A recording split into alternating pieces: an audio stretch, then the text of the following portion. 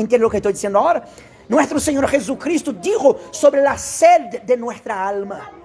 Porque la alma de todas las personas que están en la tierra tiene sed. Tiene sed. Sin embargo, solamente podemos recibir la verdadera vida después de recibir el Espíritu de Dios. Porque solamente el Espíritu de Dios puede llenarnos de una forma completa. Eu vou remplir na meu aquest bagay que só tinha no mundo. E você pensa que tanto que eu essayei remplir eu, se tanto que eu vim mexer mal, se tanto que eu vim mexer aqui vida na meu, porque sabe, porque eu vou remplir na meu aquest bagay que só tinha no mundo lá. Mas seulement o Saint-Esprit capaz de remplir-nos, se nous décider meter que nous na mentale.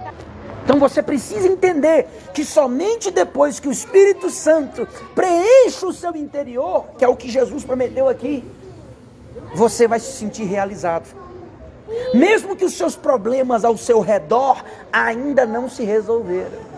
Não pense que você vai se sentir bem ou vai ficar preenchido de verdade quando os seus problemas se resolverem. Porque enquanto nós estivermos nesse mundo, nós vamos ter problemas.